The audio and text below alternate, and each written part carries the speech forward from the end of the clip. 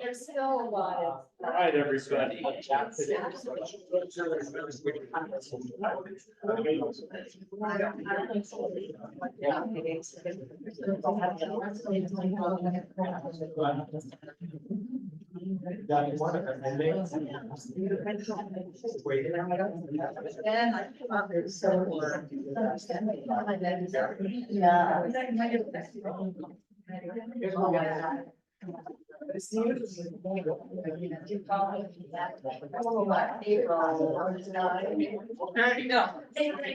think we're good to go.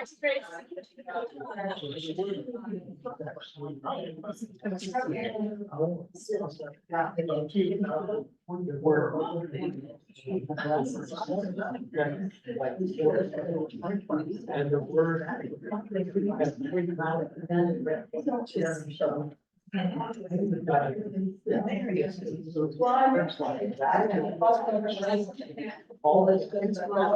Well, what a beautiful day we have today.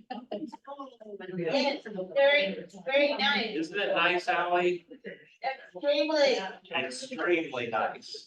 It is extremely nice. And the trees are gonna think it's spring. They're gonna bloom and then it's gonna get right back cold. But we'll take a little foretaste of the feast to come here. Very nice.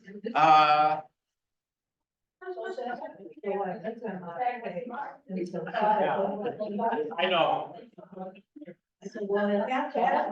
All right, well, we're gonna pray and start. The Lord be with you. Let us pray.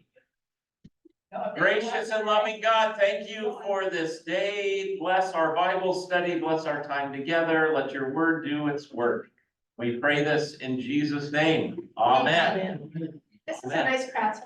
This is a nice Facebook, everybody smile. nice Facebook picture. Everybody be looking in your Bible intently. Okay.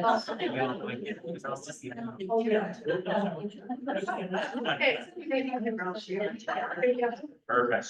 Thank you. You bet. Thank you. Got these Oreos here. Dark chocolate Oreos. You know, I'm special. Do that. We don't have that. Not a lot of updates really, than what we did last week as far as, things, other than to remind you of the phone tree that went out and the e-news that Lucille's service this Saturday is at 2:00. 2:00. We had a mix up between the family and the church, and anyway, these things happen. We've corrected that. So we'll have a nice service at 2 p.m. for Lucille. And then the next week, next Saturday after that, 12:30 p.m. for Melanie. Okay, yep. Thanks for your questions. In case Laura's on, who knows, she might be chiming in from Northwoods, but she's continuing to work and try and get her strength up to go back to assisted living and Krista. So keep us and her in your prayers. Lots of other people in the same boat there. So that's always good to be praying about all those things. Some people are asking if I'm still doing Germany because they haven't seen it in the beacon lately, and absolutely, we have about 13 people going to Germany. I think it's like October 28th to November 6th or something like that, or 26th of October to, so we'll be gone on Reformation Sunday, which is cool. We'll be in Germany during that time. Gonna pound the theses on the door. Yeah, I think we will go, except for their brass now, so we'll have to tape them. So that's, that'll be a great trip. We have about 13 people, I think, signed up at this point, so yes, please. What's the price?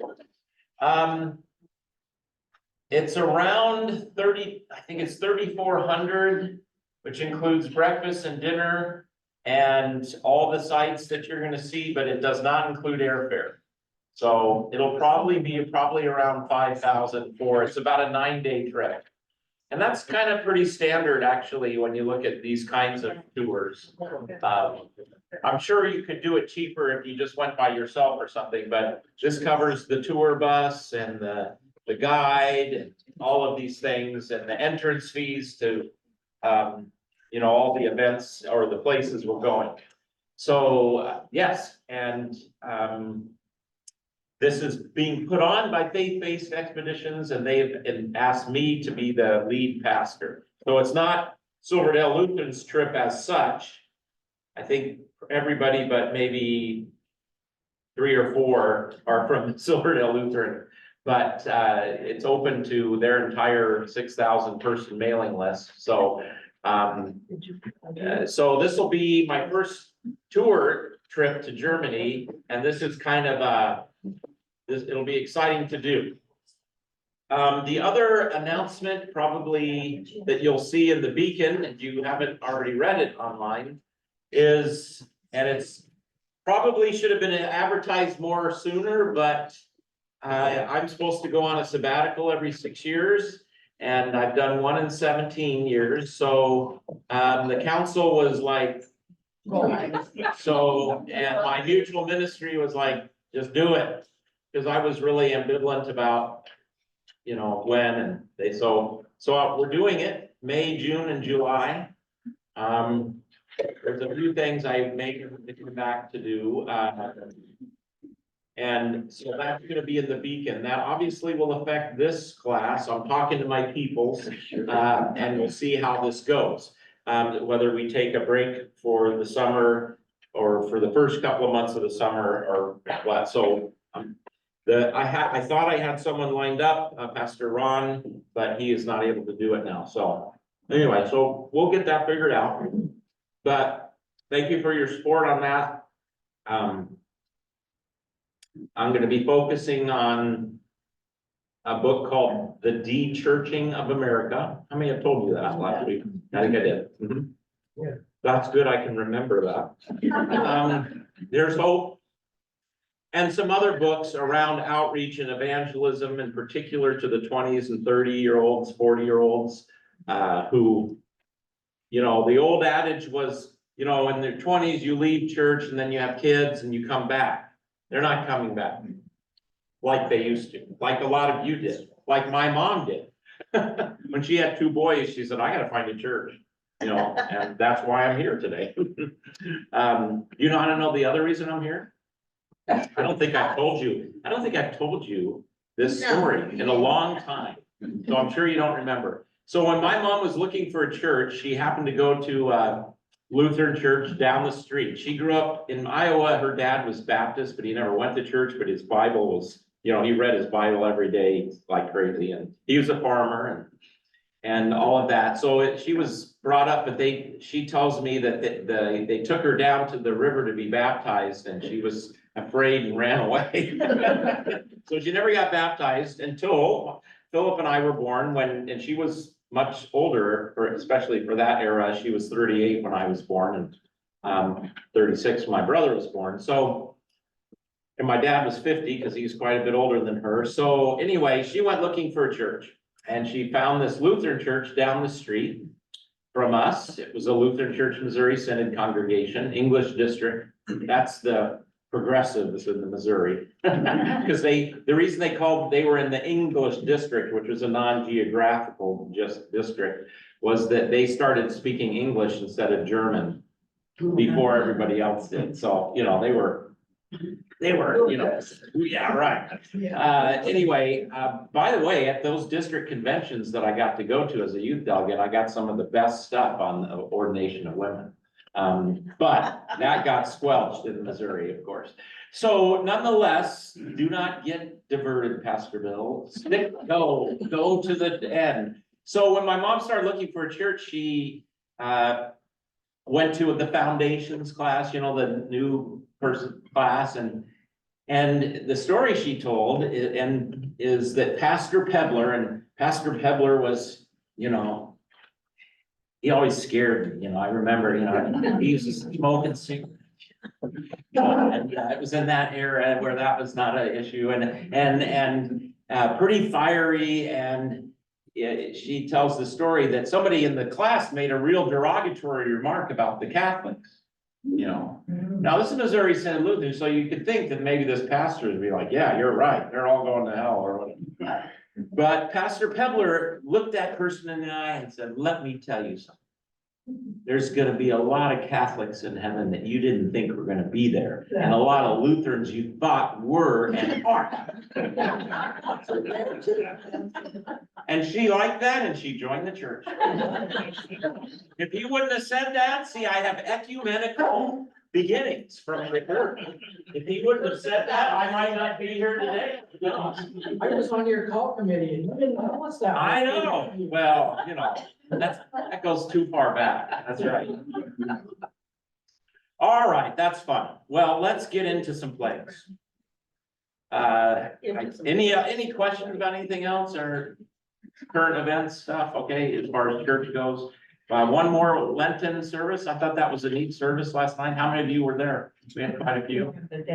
Was the rice paper and thing, was that cool or was it too hokey? Yeah. That was cool. The only problem is I forgot to take this stuff out last night and it clogged up the drain in the baptismal. So Lisa has a new task today. So thank her for, but anyway, no, that was a cool thing.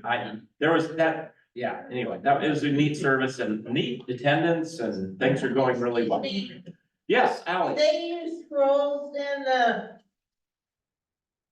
back in Moses's day? Did they use scrolls? Yes.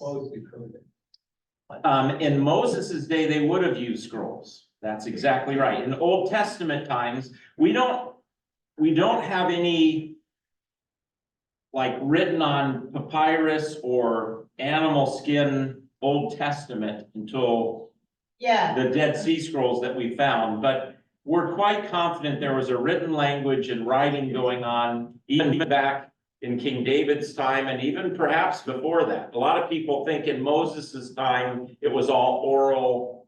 They weren't writing stuff down, but we don't know that. If they did, it would have been scrolls. Codexes or books were not invented until right around the time of Jesus. Yeah.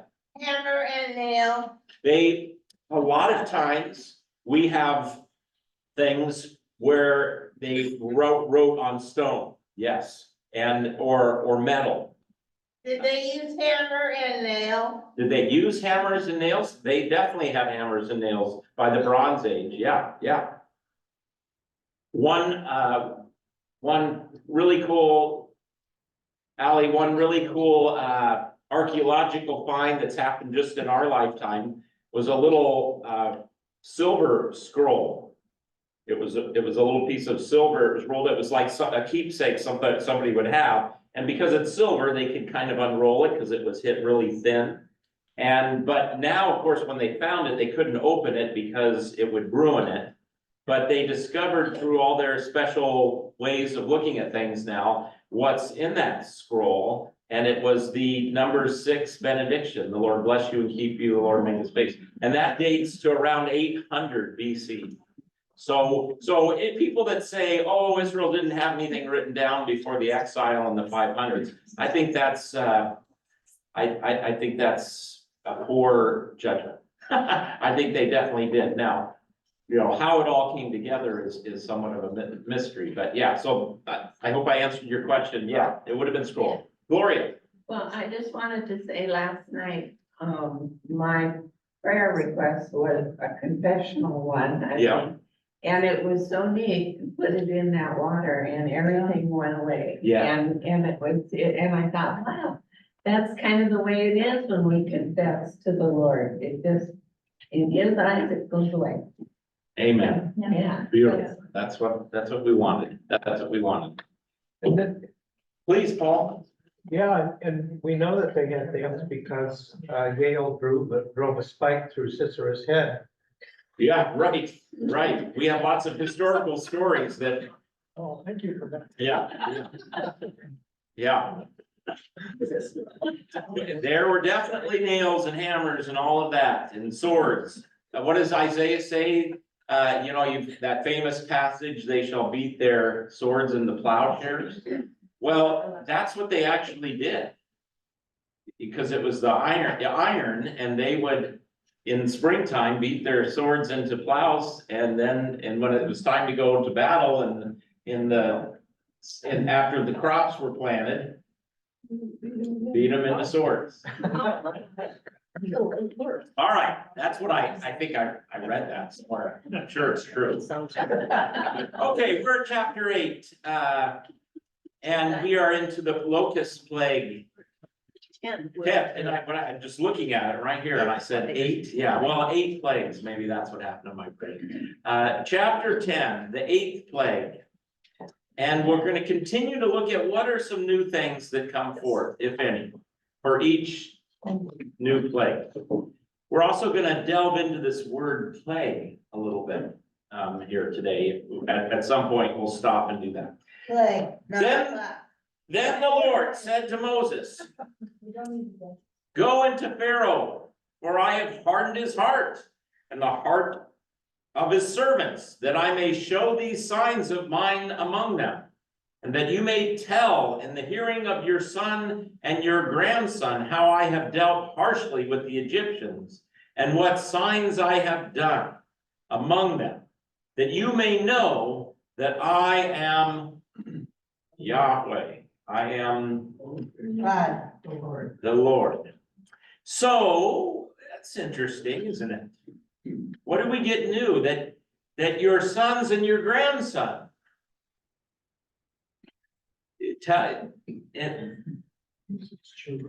and that you may tell in the hearing of your son and grandson how I have dealt harshly with the Egyptians.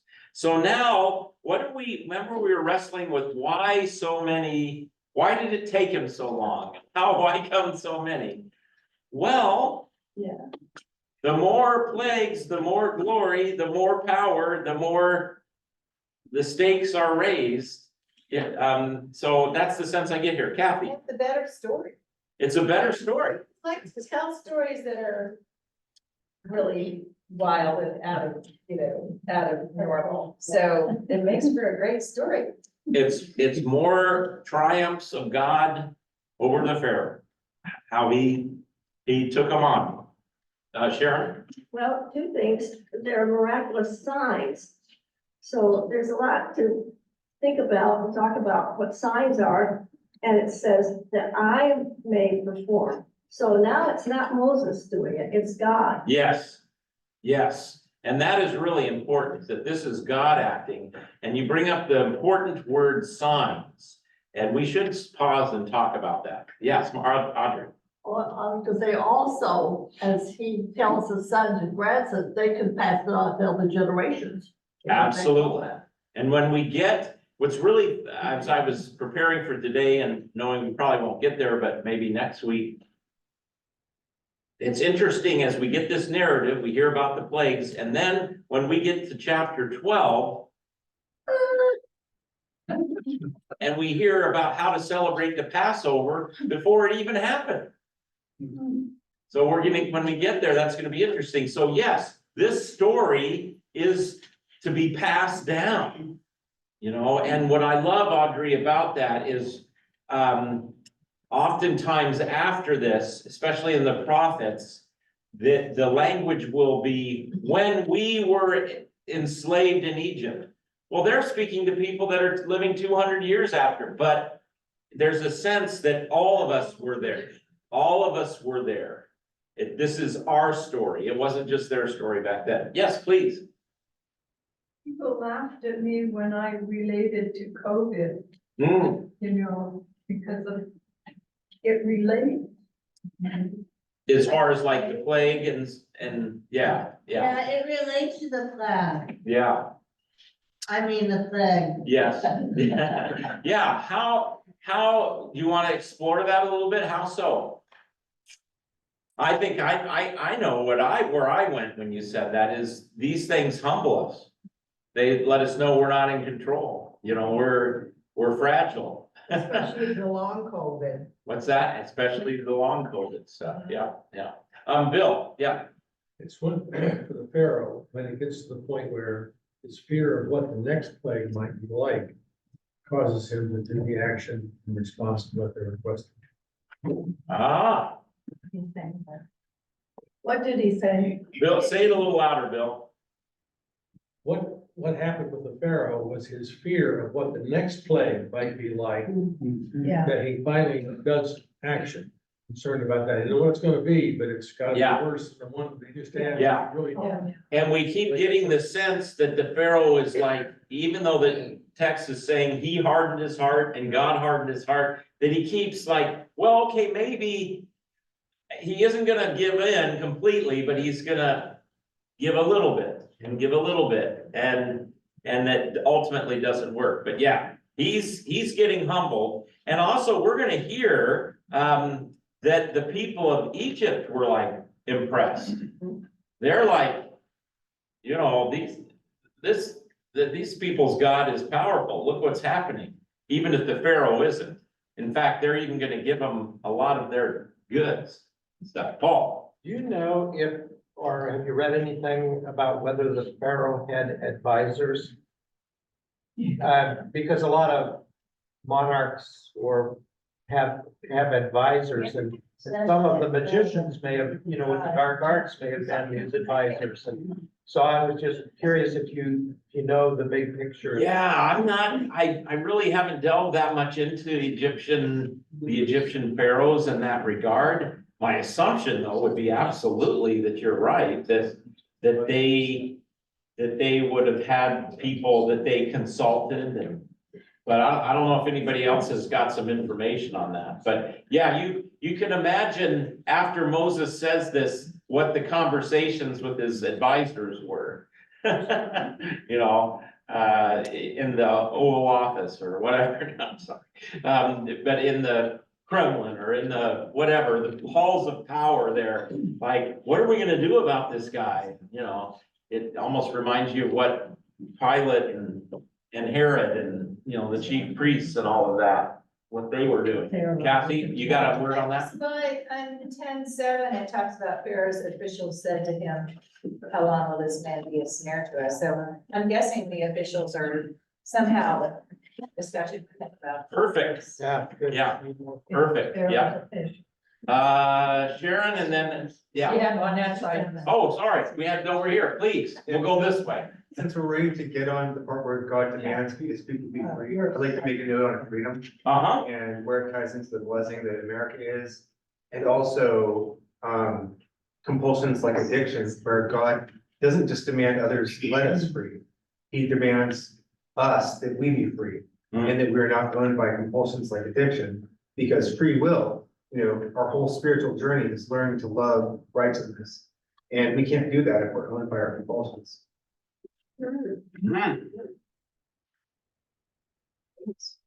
In our tradition, we talk about our will being bound because of sin, but Christ sets us free from that. Like, you make me think of Galatians, where Paul says in chapter 6, for free, that we have been set free from sin. We don't have to sin anymore. We have been set free where we were enslaved at one time.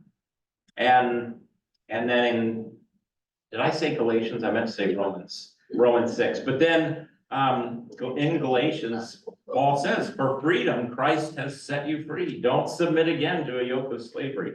So when we hear about the Israelites being set free, we should be thinking about our freedom. And what kind of freedom are we talking about? I'd say it's also our responsibility and our charge to be free. Freedom Not of just- religion. That's what we have in this country. Yeah, it's one of our rights, is the freedom of religion. Yeah. Yeah.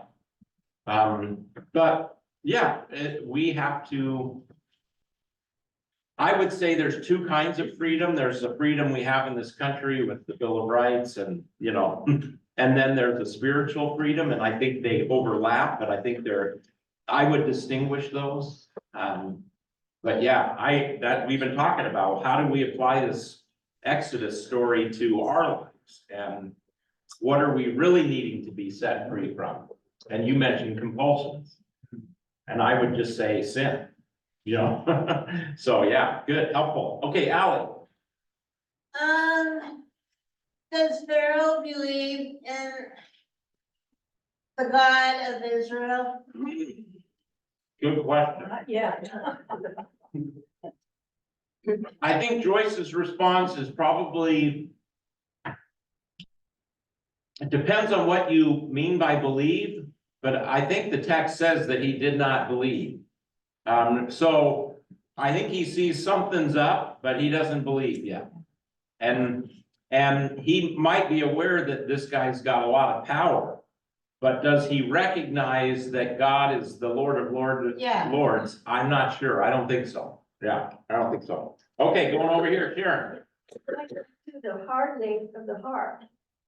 And so far, Pharaoh has said something, pulled it back, taken it back. And so he's ambivalent about so much. And so by hardening his heart, now the pressure needs, we're putting it on harder for you, Pharaoh, to figure it out. Yeah, yeah. And to come to a conclusion that he's not going to have that, oh, I'll take it back, is that reaction. Yeah. It just has to be done over and over with him. Well, he has massive numbers of people we're dealing. Oh, yeah. It is, I guess one way to come at this would be to say it's a tension. In one spot, God hardens his heart. Another spot, Pharaoh hardens his own heart. And so there's a tension there. But God is in charge. I think that's one thing that this says, when it says God hardened his heart. And so then you could even go back and say, is the Pharaoh free? Was he really free to harden his heart or not?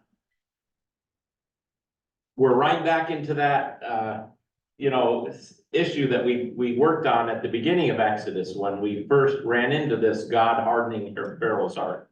And Luther's battle with Erasmus over free will. So we have to keep that in mind. Let's do a little search on this word sign. I did not focus in on that in my study. So this is a general word for sign, and it covers the entire range of the English term and the Greek word semeion. On the pedestrian end of the scale, it includes what amounts to a signboard or a standard. It also includes such important concepts as rainbow. So same word for the rainbow as a sign. That's kind of interesting. The Gospel of John is full of signs. Exactly. That's right. Jews. And in fact, Gloria, let me do this if I can remember. I think I know right where to go, because it's the text for this Sunday's sermon that I'm working on. Let's see. So people came, and then he does this, and then what do we hear? When Jesus had said all these things, he departed and hid himself from them. Though he had done so many signs before them, they still did not. They didn't get it. So besides there being miracles that we do. Yeah, like in the Gospel of John, the water into wine is a sign, and the raising of Lazarus is a sign, and so we see all these signs, but for the most part, they didn't go, wow, this must be the one, So if you ever hear somebody say, well, I believe if I could walk and see Jesus, not really. A lot of people saw Jesus and didn't believe. So, and what does Jesus say in the end of the Gospel of John with Thomas? I will not believe unless you show me. And so Jesus showed him. But Blessed are those who believe and do not see. that's exactly right. More blessed are those who will believe when they don't get to see what you saw. So signs point to God, point to Christ, but they don't quite do it. They don't quite do it. And it's obviously not working for the Pharaoh. All right, so yes, I wanted to zero in on signs. Thank you for mentioning that, Sharon. Signs are important. And now I'll make a big jump to your life and your devotional life. A lot of you, as I listen to your stories, have some really powerful signs, experiences that you've had. Whether it's, I don't know, things you've seen as someone's passing away, or, you know, something happened. And it just like was such a confirmation of your faith and God. And I've had lots of them too. But I don't base my faith on those. I base my faith on Jesus Christ, lived a life, born of a Virgin Mary, suffered under Pontius Pilate, crucified and was died and was buried, on the third day rose again. And that's what and the proclamation of that, that's my faith. You prove to me the resurrection didn't happen and I'll do it something else. You know, so that's what I base my faith on. Now, does that mean the signs that we experience are to be belittled or no? They're gifts from God. They're unforgettable. They're unforgettable. They're beautiful. They help us, but they're not the basis. I mean, I guess I could share this story. There you go, Allie. Becca called me up the other day and said, Dad, I don't know what to do with this. I had this amazing dream, but it really didn't seem like a dream at all of talking to Grandma Mary, my mom, you know, and they had this big conversation and, you know, it's like, and she didn't know what to do with that. And I said, it's a gift from God. You know, now was Grandma Mary that we don't need to even worry about that. I think Grandma Mary's with the Lord, but, yeah, I mean, so that's cool. That helps us. But we also have other experiences that aren't maybe affirming. But so just be careful. Like the ultimate one is the many people. Some of you have loved ones who've had this. Some of you have had them yourself, of near-death experiences. You know, the stories you hear, how can there not be something to that when there's so many of them? But guess what? If some scientists proved that it was all some kind of chemical thing that happens in the brain, my faith is not affected. Because that's not what I base my faith in. Now, that might give me a little boost. I mean, what was the book that came out not too long ago? Heaven something. Heaven is for real. Heaven is for real, and that's the story of the little boy who, he didn't die completely, but maybe he had a near-death thing, and he kept having, the book is about how his parents, as he got older, and this little boy talked about that time, like he recognized his grandpa when his grandpa was younger, and he would have never, and he says, that's grandpa. And they said, how did you know that's grandpa? Because he, you know, had died, and there was no way the kid could have known that's grandpa. And he says, well, I saw him in heaven. And, you know, and the cool thing about that is he was young, so we're all gonna be young. So anyway, but now if you could prove that that book wasn't true, oh well, you know. So signs, I go off on this little tangent here to say signs are beautiful. Signs are wonderful. A friend showing up at just the right time. But if a friend didn't show up at the right time, I don't throw in the towel. I hold on to the word. Okay, Bill. I just want to share with everyone, if there are scientific things that cause a lot of questions and so forth, a wonderful resource is a group called Reasons to Believe, started by Hugh Ross.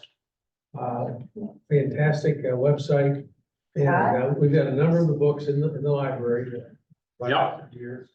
And they've just come out with a couple of new ones in the last year or so. Just fantastic. Bill is championing the Hugh Ross's Reasons to Believe organization, the movement, and he's he brings science and the newer thoughts in with the biblical narrative and shows that you don't have to, you know, they don't have to conflict. Okay, good. Well, it's so common to hear seeing is believing, but Yes. really believing is seeing, because if we don't believe, there's a lot of signs we don't see. Absolutely.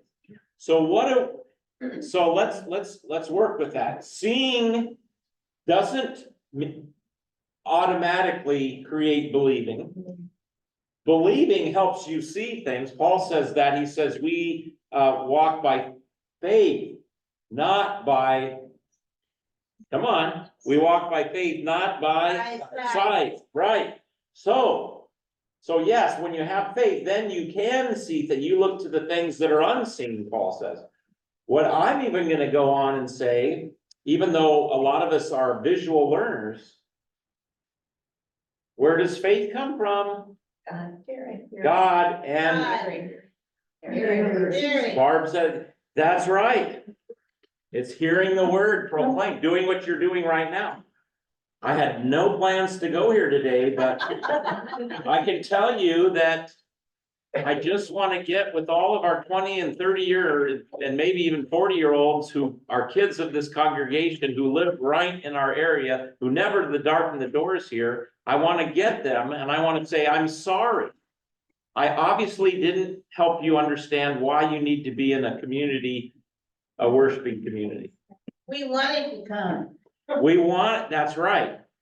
I want to tell them, the reason you go to church is so you can believe. Because it's in hearing the word and receiving word and sacrament that gives you faith. It's not a one and done thing. I come to church so I can keep believing. Because without the word, it ain't gonna work. And I evidently, and the pastors before me, haven't communicated that to people. They somehow think that being a part of the church is like being a good person. Well, they're a good person. They don't need the church anymore. This is You know? what I'm saying. Please, Ally. What I wanted to say is that I wanted to come to church to learn. Beautiful. And in that learning, it's keeping your faith going, isn't it? You want to be here. And that's what we want for everybody. But at some point, I gotta get to this generation that either doesn't come to church because we're too liberal or we're too conservative. A lot of our young people, even this church is too conservative. Like, that's immaterial. Is the gospel preached? It's not immaterial. It is important what we say about issues, but what's most important is that we preach the word and you need to hear it. But a lot of folks don't understand that. And so, of course, they get to be adults. I've got a good life. I'm teaching my kids to be good people. I'm I'm thankful for Silverdale Lutheran. I like all those servant trips I went on, and I care about people. I want to make the world a better place. But they go, what do I need to go on Sunday for to do that? I can join the Rotary or whatever. You know, I saw a hand over here, Doug, and then Kathy. Yeah, this is just going back to what Ellie asked about Sparrow believing God. If you go to chapter 9, verse 30, answers that question. Exodus 9:30. Backing up. Yes, I think. But as for you and your servants, sorry, I took a bite of this lovely thing. I know that you do not yet fear the Lord God. He's talking to the Pharaoh. Yeah, it's talking to the Pharaoh, you and your servants. Yeah. So what does it mean to believe? Fear, trust, reverence? You don't really believe. You don't really. That's how. Kathy, you were gonna jump in, please. I was just gonna say, maybe we need a little short blurb that we can send to our kids and, you know, we're saying what you just said. And Yeah. just say, hey, give me 5 minutes of your time to listen to this, you know? Yeah. Yeah. And, you know, maybe that would help us, because. Should I make a little video Exactly. that you can send them the link? I want it. I'm gonna do it. Yeah, we just somehow need to get this word to them. Yeah, We do. And I don't, I agree with her. thank you, Ally. I'm gonna make that video. If not before my sabbatical, during my sabbatical, I'm gonna send it to you. Kim, I think some of the people, these young people or thinking people that have decided that they don't need church are still reliant on signs because you hear, I can't believe that a good God would allow a tsunami to happen. Or I can't believe that a good God would allow cancer or death. So they're still putting their faith in signs, that's right. but they're putting it they're trying to use logic. And it's not, it fails. 100%. And there are a lot of apologists and apologetics that, you know, jump in and try and do that battle.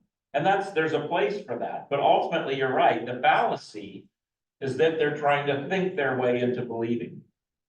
And that's not the way it happens. A word from the outside comes.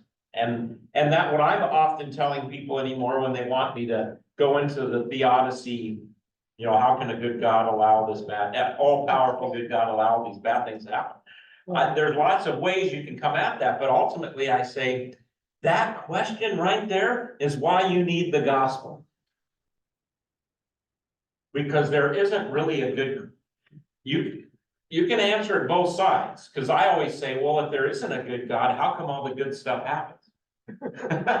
You know, I mean, it doesn't explain all the bad stuff, but you gotta explain the good stuff too, and so I think it's a stalemate.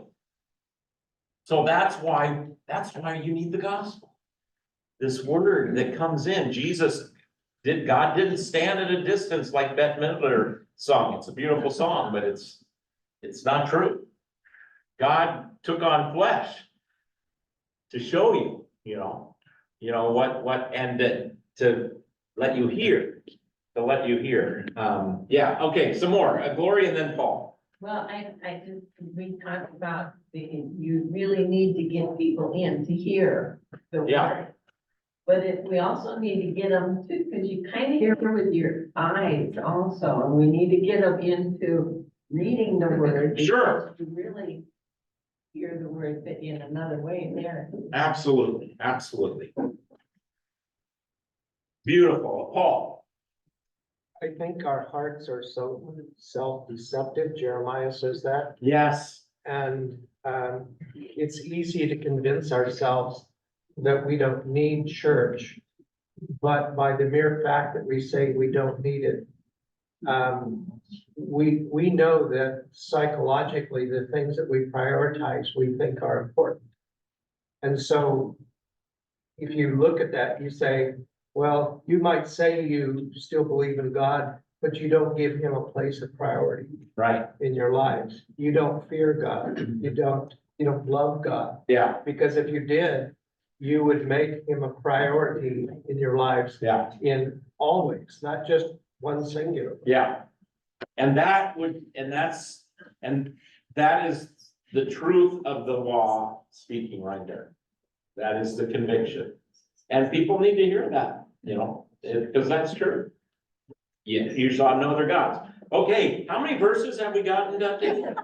Sharon, go. I think it's, my daughter worked for 7 years for Microsoft. Yeah, Microsoft thank you. Go. Retail. And so if these young kids would come in, she'd be showing them the new stuff because they wanted, oh, what's all this? They think that they know everything. They don't want to communicate. And she said that went on for, I mean, it was across the board. They would come in, they would know more than anybody there. Yeah. And they don't have Listening skill. yeah, but they don't feel the desire to communicate outward with other people, and they're actually having a hard time Yeah. trying to even. And talk to people.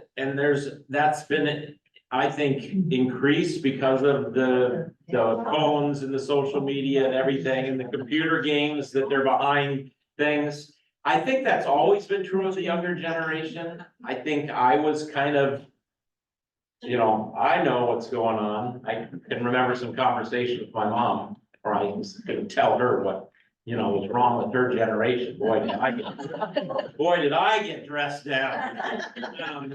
But I think that's a common thing, but I think it's more true today. I have to say, you touched on something that my pastor that I worked very closely with, I first started as a pastor. I was associate senior pastor, had some issues and left. And so I was like 6 months in and I was solo pastor of a 2-pastor church. And anyway, long story short, I became the lead pastor after a year, but I was burning out. And so we found a pastor who was in graduate school over in the Bay Area, and we were in the Central Valley, so it wasn't that far.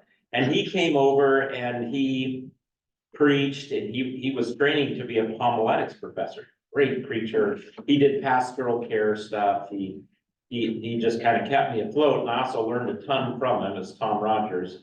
And then he became the homiletics prof at Pacific Lutheran Theological Seminary, where I went to seminary.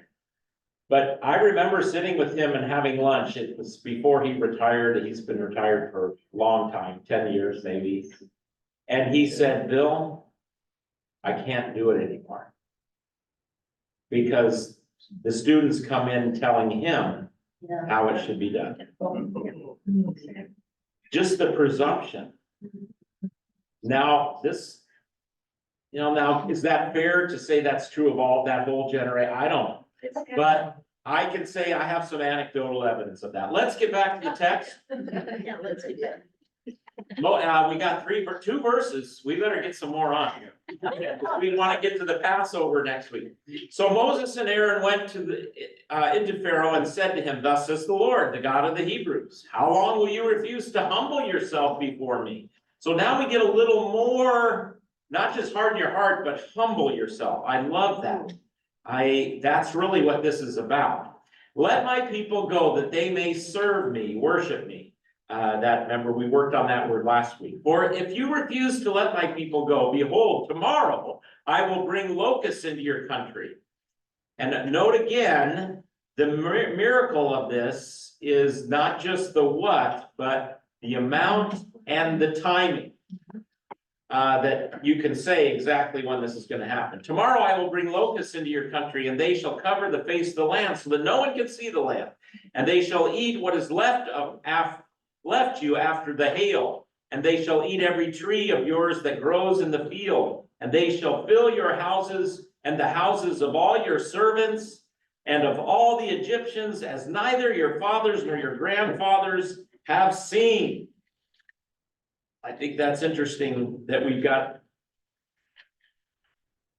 going back a ways. From the day they came on the earth to this day, and then he turned and went out from Pharaoh. Pharaoh's servants said to him, or advisors, how long shall this man be a snare to us? Let the men go that they may serve the Lord their God.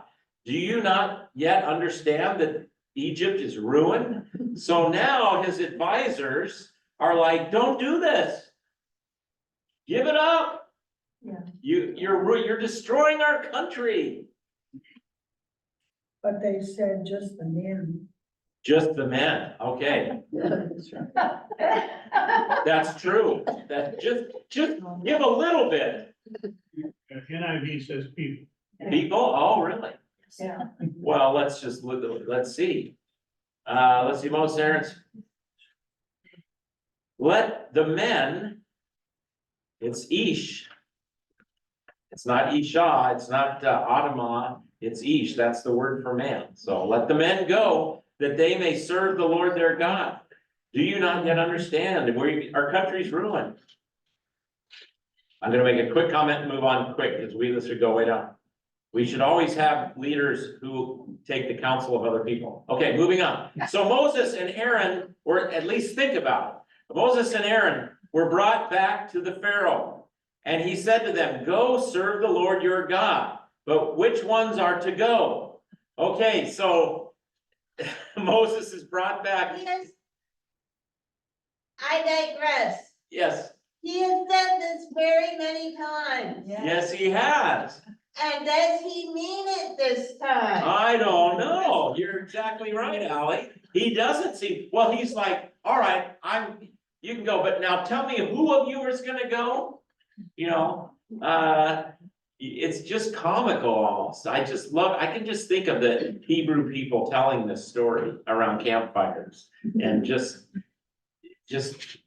you know, there'd be tons of laughter. Like, can you believe what he's doing?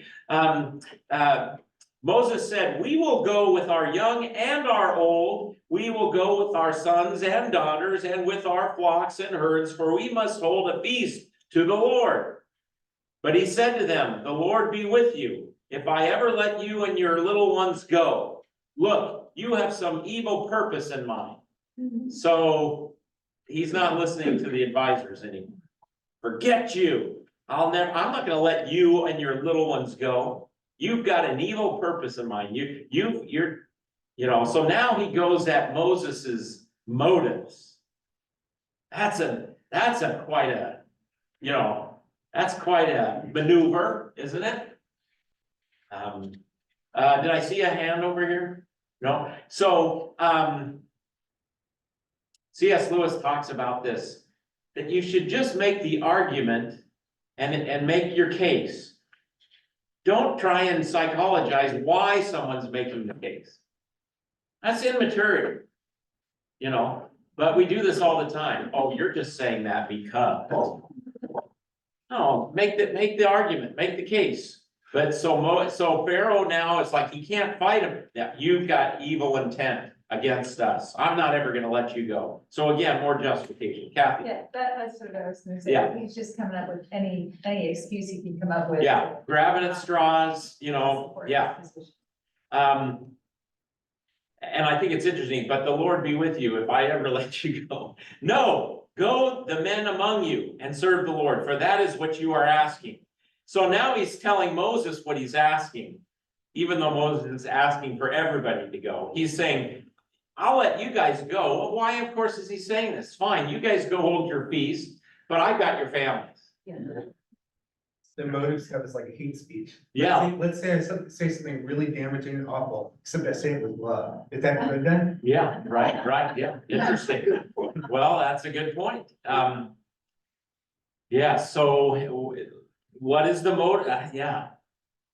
All right, and they were driven out from Pharaoh's presence. Then the Lord said to Moses, stretch out your hand. We're gonna see him stretch out his hand and the staff over the waters in a little bit. Of Egypt for the locusts, so that they may come upon the land of Egypt and eat every plant in the land that the hail has left. So Moses stretched out his staff over the land of Egypt, and the Lord brought an east wind upon the land all that day and all that night, and when it was morning, the east wind had brought the locusts. The locusts came up over all the land of Egypt and settled on the whole country of Egypt. Such dense swarm of locusts has never been before, nor ever will be again. So much for this just being a natural thing that happened. They covered the face of the whole land so that the land was darkened, and they ate all the plants in the land and all the fruit of the trees that the hail had left. Not a green thing remained, neither tree nor plant of the field through all the land of Egypt. That's gonna mean people starving to death. That's gonna mean horrible stuff. Then Pharaoh hastily called Moses and Aaron and said, so here you go, Allie. Get out of here. Does he mean it this time? I've sinned against the Lord your God and against you. Does he mean it? I don't know. Now therefore forgive my sin, please, only this once. That's an interesting, that is really interesting. That's an interesting Mine says, concept. forgive my sin once more. Once more. Yes. Pray to the Lord your God to take the deadly plague away. Yeah, once more. Yeah, that seems to make more sense. Why would the Pharaoh say, well, just forgive this one? But I guess in the ESV's literal sense, does the NIV say, what does the NIV say? Once more. Okay, yeah, Kim. Well, I think we have to remember that Pharaoh is God. This is a battle of gods. Yes, And so he doesn't want to concede his whole godness. yes, right. That's absolutely right. This is a battle between gods. That is really, so we could look like, what was wrong with the Pharaoh? But the Pharaoh knew maybe what was at stake. Yeah. Now therefore, forgive my sin only this once or once more, and plead with the Lord your God only to remove this death from me. So now his sin is equal to death. Because this death is, these locusts are gonna mean death for the land and maybe for him too. But note the connection of sin and death coming in here. That's interesting. So he went up from Pharaoh and pleaded with the Lord. And the Lord turned the wind into a very strong west wind, which lifted the locusts and drove them into the Red Sea. Not a single locust was left in all the country of Egypt, but the Lord hardened Pharaoh's heart. You'd think Moses would get the message first. Yes, just when you think maybe the Pharaoh's coming around, God hardens his heart. And he did not let the people of Israel go. Remove the punishment from me. It tells me how much he cares about all the servants and all the other people. Yeah. Good point. Yeah. He doesn't say, remove the punishment from my land and my people that I care about. Forget it, God, I'm out of here. Is there any meaning in the number 10? I don't think it's significant, because you know, these plagues are referred to in the Psalms, and in neither place do they mention all 10 of them. Okay. So I'm not sure that the number 10 is a thing, and it's not in the actual text. It's, you know, the 10 plagues are what we kind of call them. Yeah, it's a good question. I don't know for sure, Gloria, but we can keep thinking about that. Yeah. That's another really, big distinction though between the God that Pharaoh is and the God of Israel. Because the God of Israel is the God of the people. He's the God for the people. And this Pharaoh as God is, I want you to take this away from me. Right. Yep. Yep. God is a giver. God is caring. He's made a covenant and promise he's going to be faithful to getting his blessing to the world through this family that's now multiplied into an incredible multitude in Egypt. God's going to stick to God's purpose, which is blessing this people and the world. Don't forget that. Abraham and Sarah, all nations will bless themselves through you. So, and Pharaoh's about conserving his power. Yeah. That tends to be what human beings do when they get power, I think.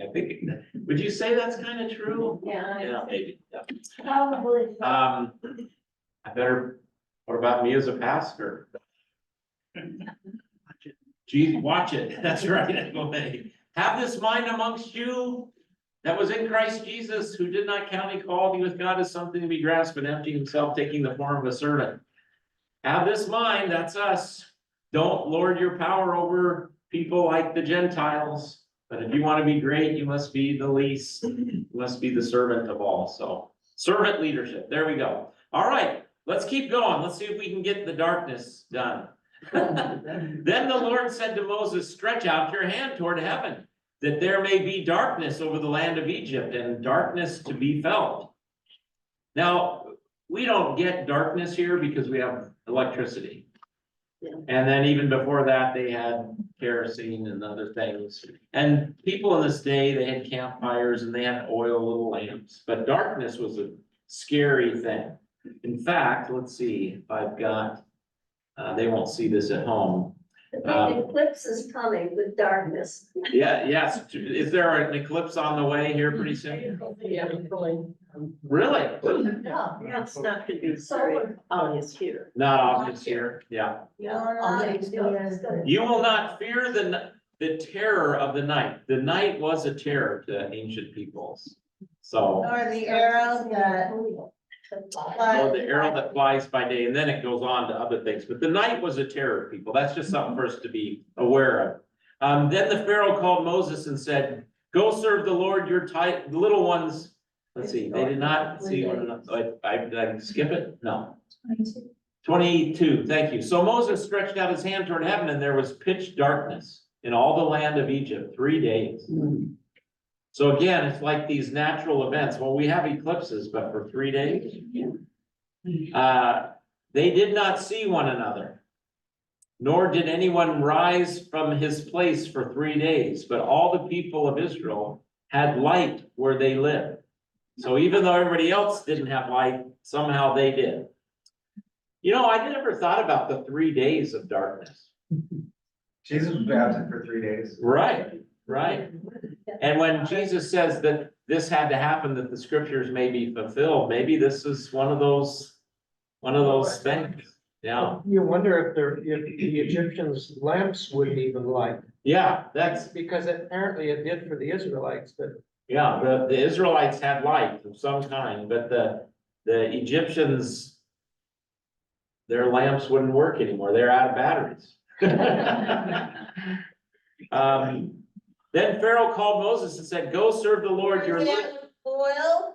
What's that? Are they out of oil? They could have been. Their oil dried up or something. I don't know. I don't know how God did it. So now Pharaoh calls to Moses, says, go serve the Lord. Your little ones may go with you, only let your flocks and herds remain behind. This time Moses, Pharaoh calls Moses to help instead of. That's true. That's a great point. Now the Pharaoh's like, go get that Moses guy. Go, okay, go serve. You can take everybody, but you keep all your livelihood here. What were his flocks and herds? That's their livelihood. That's their money. That's their life. You can't survive without those. So again, he wants to have their hooks into them. I wonder if They're gonna have to eat those animals because all their grain is gone. well, true, right. They're not gonna have, unless there's, a bunch of stored grain somewhere, but.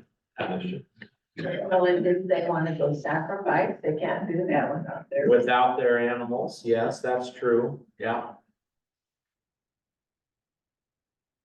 Yeah, I just made a connection in my head to, even though I've said that I think this book is primarily about slavery to sin, but I think about in the Emancipation Proclamation. that, slaves were set free, but then Jim Crow came along. Like, you can be free, but not totally free, you know what I mean? And it's kind of like that here. You can go, but I'm keeping you not completely free. I'm keeping my hooks into you. Yeah. That's interesting, but I don't know if that's a good connection. I just jumped in my head, so I said it. Okay. Place 3. Then Pharaoh called Moses and said, go serve the Lord your little ones. Okay. 25. But Moses said, you must also let us have sacrifices and burnt offerings. So there you go. That's what they need that for. That we may sacrifice the Lord our God. Our livestock also must go with us. Not a hoof shall be left behind, for we must take of them to serve the Lord our God. And we do not know with what we must serve the Lord until we arrive there. We've got to have all our stuff. We don't know what we're going to need. We're not going to allow you to keep your hooks in us. But the Lord hardened Pharaoh's heart, would not let them go. Yeah. Because at this point, you would think the Pharaoh would be like, whatever, go. But God's got something else in mind now. Then Pharaoh said to him, get away from me, take care never to see my face again. For on the day that you see my face, you shall die. Moses said, as you say, I will not see your face again. So now we're at the climactic moment. We got the plague of locusts and darkness, 3 days of darkness, and Pharaoh is still just trying to bargain with Moses and God just, no, hardens his heart. So there's something in this event of the Passover and Exodus that is intentional by God. And that's something we have to wrestle with. God's sovereignty. God's in charge, and this is what God does, even though Oh, we have to wrestle with it? I think we do a little bit, Ally, like, why would God harden their hearts? But not, you don't have to wrestle with it.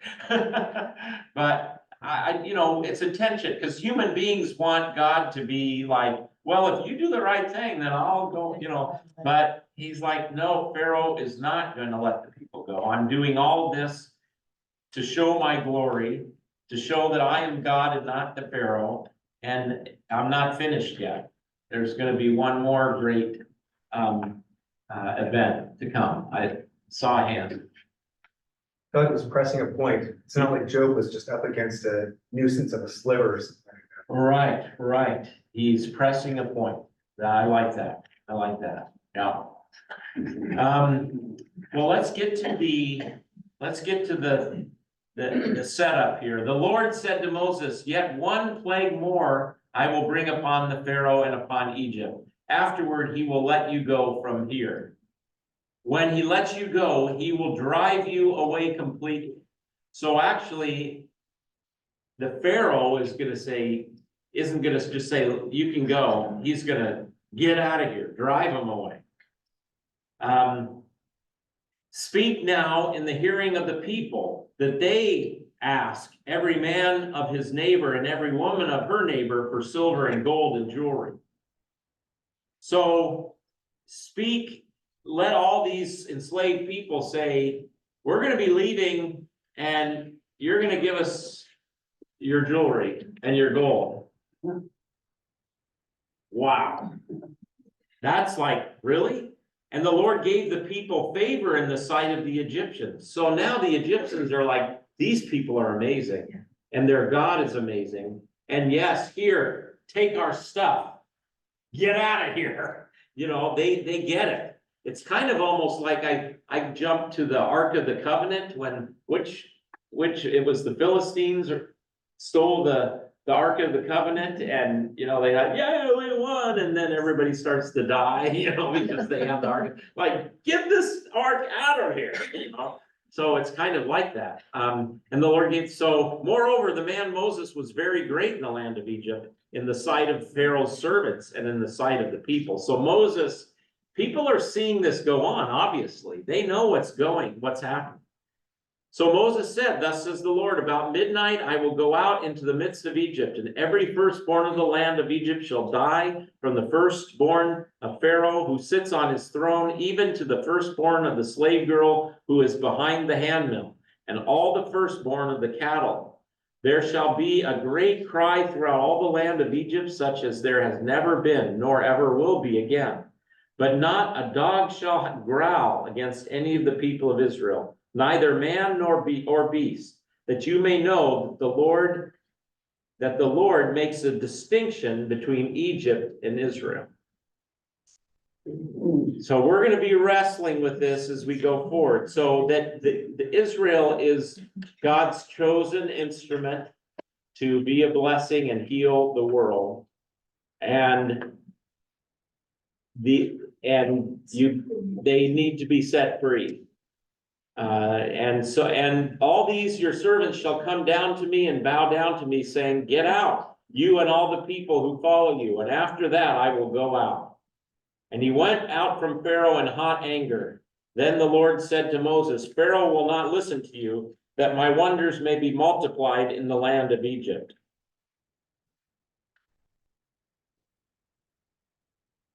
I think that's it. Well, let's do verse 10 and then we'll stop. Moses and Aaron did all these wonders before Pharaoh, and the Lord hardened Pharaoh's heart, and he did not let the people of Israel go out of his land. So there's the summary statement. The summary statement of everything that's gone by. Moses and Aaron did all these wonders before Pharaoh, and the Lord hardened Pharaoh's heart. Now that's pretty straightforward. Other people see the signs, but those signs were leading somewhere, and God, I guess it wasn't God, can I say this? It wasn't God's plan for the Pharaoh to, after the fifth plague, go, okay, you guys can leave. You know, It seems like it. Audrey, I think there's also another side of this too, is that God is showing his power over Pharaoh, what he can do, he's showing his sovereignty. yes, But also the Israelites, they are in Egypt, who sees all this going on, must realize, hey, this is what powerful God, yes, and we better listen to him. Yes. And so it's a lesson for them as well as it was for the people of Egypt. yeah, absolutely, absolutely. And this will be the story that's told by the Hebrews, the Israelites, and then the Jewish people every year, you know, And it's this still is, going on. it's still going on, yeah, yes. After Pharaoh lets the Egypt or the Israelites leave, what happens to Pharaoh? Does he lose power? Does he just continue on? Does he come next week? And nothing happened and it's still God and he uses that persona of Esau? Great question. The question is what happens to Pharaoh after the Red Sea closes in and all of this? Do we hear that the Pharaoh gets drowned? I think he It changes that. I think he went in after him, so I think he meets his demise. Okay. And then the question is, well, are there any records of this in the Egyptian stuff? Because we do have a lot of history. There is a couple references that we're pretty sure refer to the Hebrews. But this story is not told in any of their stuff. Why? They lost. Yeah, that's unfavorable. No Pharaoh after this Pharaoh, who's the next Pharaoh, would ever tell this story. Right. They would. So we don't have an actual telling of this story They would close the book. in the Egyptian, annals and the historical records that we can see, and the hieroglyphs and everything that they. They would close the book. Yeah, they didn't tell that, so I think, The scroll. yeah, there, shut the scroll. I think the best answer is that the Pharaoh, I think that this Pharaoh meets his demise, but we know for sure that Egypt had many pharaohs after this. Yeah, do you know, just out of curiosity, if it remained his family, like a son then became Pharaoh, or did it go through a whole other thing? So, it wasn't his firstborn. I don't think we can say for sure, because a part of it depends, there's a debate, and I think we'll talk about this when we get to the parting of the sea. But there's a debate about when this was. Was this during Ramses II, or was this back 200 years earlier during this other pharaoh? But what little I know about the pharaohs is that different houses had these dynasties of, 100 years or 200 years. So a lot of it depends on, which pharaoh this was. The older traditional is that this was Ramses II. I guess there were more in his family that came after that, yeah. But there's a lot of people want to say, no, the Bible points to an earlier date, and that would be this other pharaoh. And so there's a big debate about that, yeah, great question. But you would think, wouldn't you, that he would lose his power? Yeah. That family would be set aside. Yeah, it's like, oh, well, he's a loser, look what he did to us. We're gonna get a new person in there. Yeah. One thing significant is it doesn't matter. Yes. The course of the world still goes the same way either way. That's true. That's exactly right. Sharon, Going back to Kim's comment about the gods, there's a battle of the God going Yeah. on. And so at this point, God is clearly going to show that he's the superior God. yes, yeah, And also it's starting to set up Passover, Yeah. which is huge. yes. And that's gone right straight through, all the way through the centuries. And so next week, thank you, Sharon, that's true. And so next week, what we want to drill down into a little bit is this whole firstborn. Why the firstborn? Why this plague? I don't know. I don't either, Ally.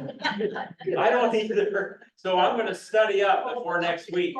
I can tell you that I had a congregational member, we were in a debate about something, and I said, well, God, one thing we know about God is he's for life. You know, look at the 10 Commandments, you shall not murder. God protects innocent life, and they said, well, why did he kill all the firstborn?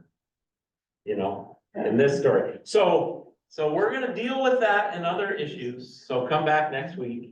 And because we're over time a little bit. I did see one more hand though, Sharon, real quick, Well, the firstborns are the ones who will come back to power very soon. okay? So the firstborns being gone, that gives time for the Israelites to be able to do what they're doing, to get out and get away. Could be, yeah. Egypt's power will rise again. I mean, we had Cleopatra. Oh, sure, oh, yeah, Egypt is not, they recover, you know. The one thing we didn't say since going also with Kim's and the Battle of Gods, the Nile itself was considered a god. Yeah.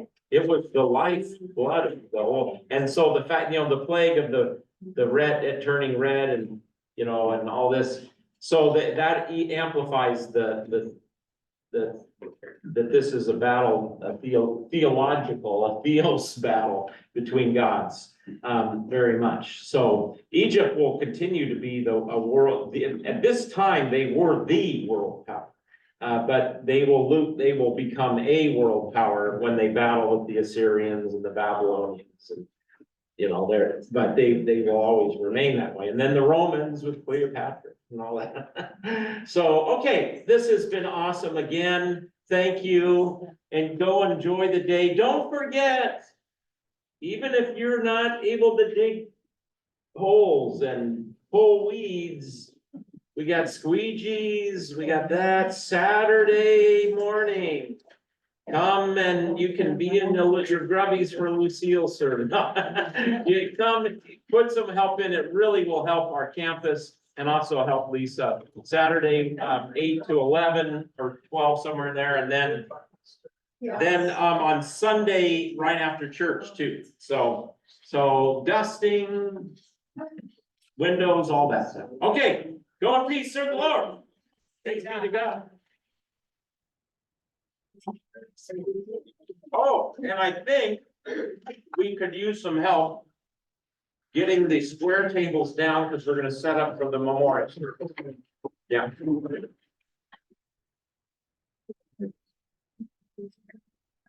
Oh,